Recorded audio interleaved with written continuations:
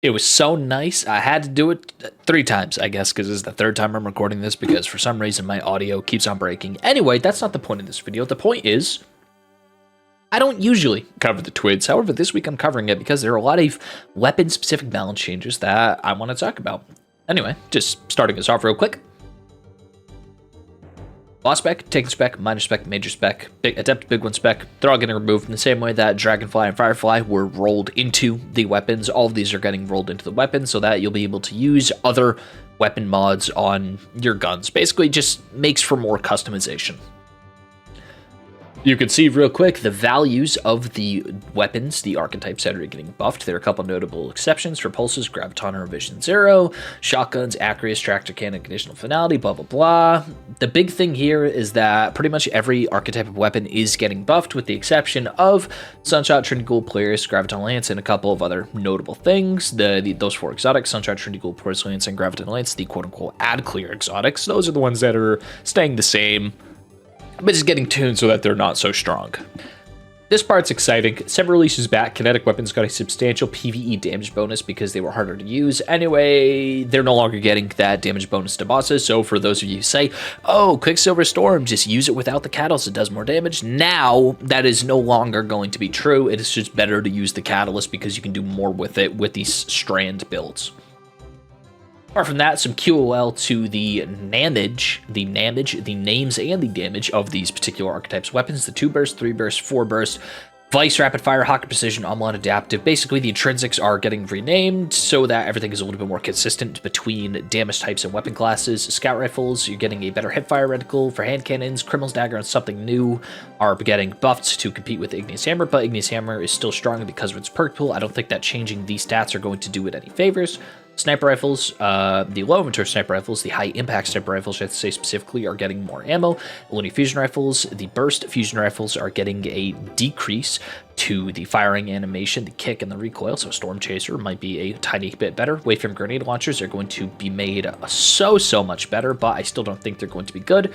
Special ammo waveframe grenade launchers are getting killed, reducing from 22 meters to 15 meters, except for Death Messenger on the wave means that these things are going to be practically useless. So for those of you who've been farming your forbearances, just throw them away, especially considering that chain reaction is getting changed. For swords, the reticle is getting updated to a better state, so that'll be easier to see, and some bugs were fixed with sword charging. I personally never experienced any of these, so I'm just going to skip through them. As with always, just pause if you want to actually read this, but the full link will be in the description.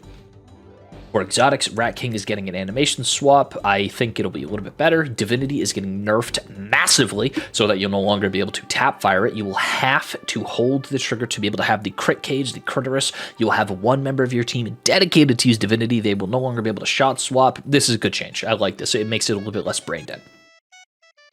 I've never experienced this bug with Devil's Rune here, but the firing animations, I'm sure someone has, even though they included it in the weapon tuning patch, not random bug changes. Symmetry's Catalyst is getting love. It's getting a little bit of a rework. They're doing exactly what I thought they should have done and added more stats to the Symmetry Catalyst. It's getting real speed handling and the Eddy Current perk. Then you say Eddy Current's not that good. Well, it's getting buffed. We'll go over that later. These are going to be crazy good changes for Symmetry. The visuals on the Woolpack rounds are getting changed for the first time since 2014. You'll be using the solar effects for Gallahorn, the void effects for void launchers, and the arc effect for arc launchers. So, a little bit of a change. The Touch of Malice Darkness Burn is getting a buff to its time from 2 to 3.5 seconds. This will be a good change. The Ball of Darkness is basically unusable because it doesn't deal enough damage and it also doesn't last as long, so maybe it'll be useful to actually pull out and hit a champion with it or hit a boss with it before you kill it with other things.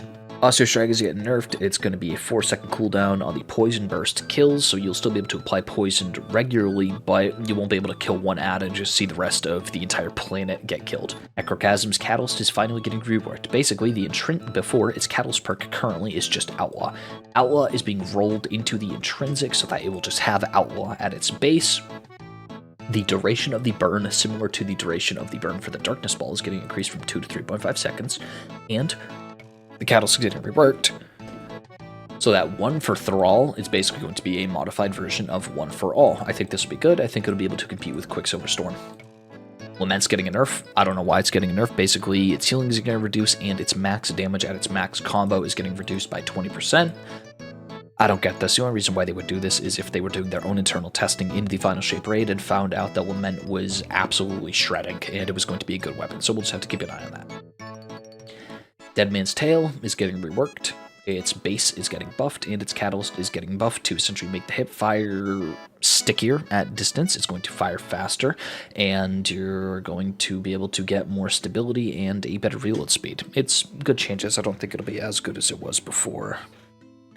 I forgot where it was, so I'm just going to go over it again. Basically, Dead Man's Tail is getting its hip fire buffed. I think these buffs will be good. I already think I went over this.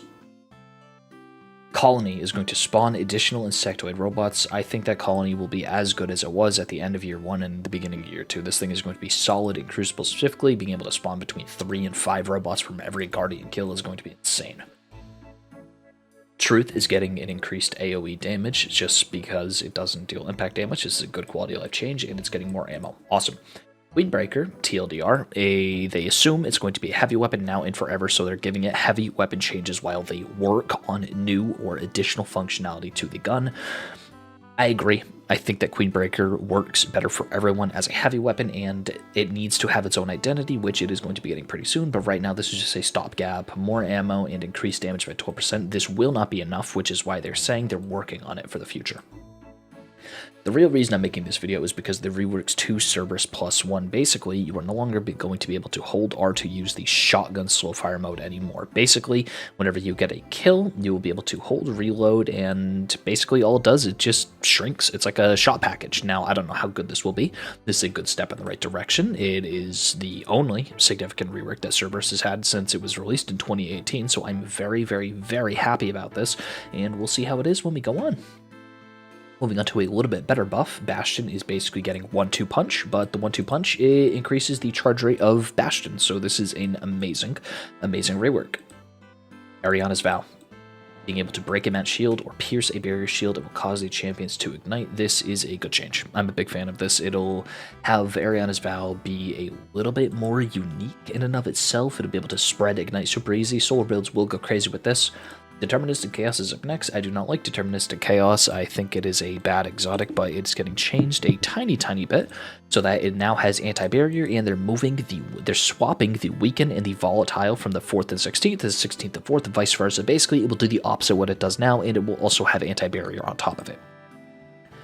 Quality of life changes for Borealis, Heartley, and Dead Messenger. The fundamentals now maintains its state across death or respawn. The most annoying part about using these 3 weapons is the fact that every time you die, you had to change back the element to the original element you were using. This is a good quality of life change.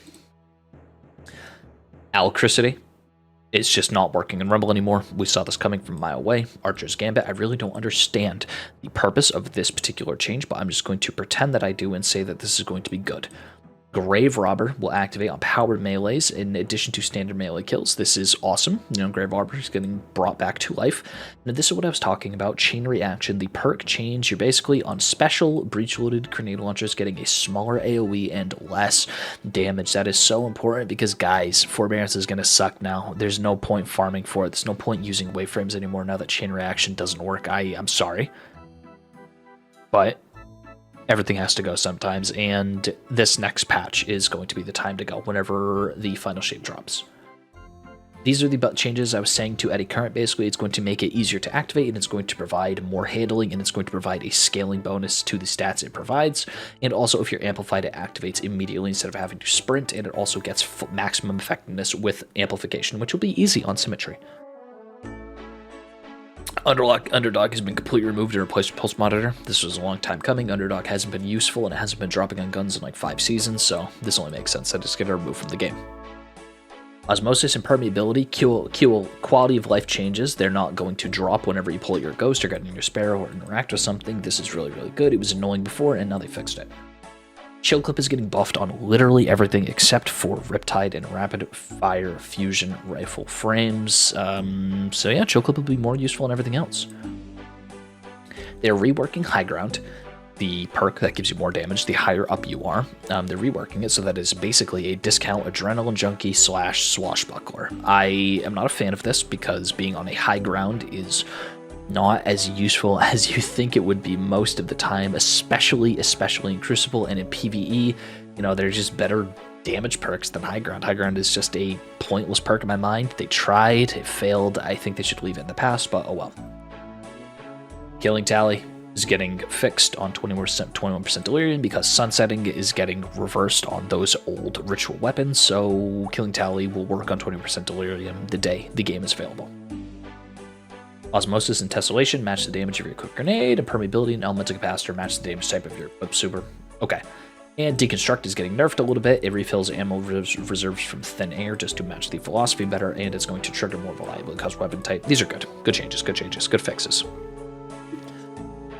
In the future, this basically says that what they're doing is they are making a brand new system where they can individually balance specific weapon types. Instead of having to nerf all hand cannons, they can nerf specifically precision hand cannons or aggressive hand cannons. They can treat 180s differently than they treat 140s, differently than they treat 120s. Awesome. This has been a long time coming. I'm glad to see that they're doing some technology. Also, redesigns of the PvP and PvE ammo economies. They need to make up their minds about the ammo economy at this point. It's getting a little bit sickening, having to go through all these changes every month, it seems. Anyway, that's pretty much it. May 22nd, all about abilities and exotic armor. Yeah, normally I wouldn't make these videos, but my hand is kind of messed up right now, so I can't really use my left hand to game, so that's why I am reviewing this. For those of you who aren't in the know, I'm going to link it right now using the little Chiron that's going to show up at the top of your screen. I have a giveaway running on this previous video. Just listen to it, follow the instructions. The giveaway will be over on Sunday the 19th, so if you follow the instructions on that video before Sunday the 19th, that night I'm going to be announcing the winner of the Final Shape giveaway. And besides that, hope you have a good day. Hope you had a great day. Hope you continue to have a great week. I hope each and every single one of you does something good this week for someone, for yourselves, or for anybody. Besides that, take it easy. Have a good day now.